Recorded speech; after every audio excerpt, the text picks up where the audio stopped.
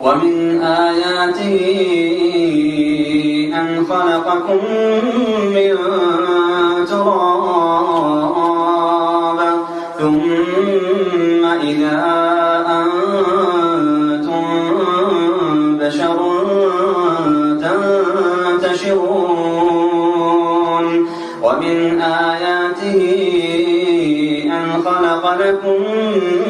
من أنفسكم أزواجا لتسكنوا إليها وجعل بينكم مودة ورحمة إن في ذلك لآيات لقوم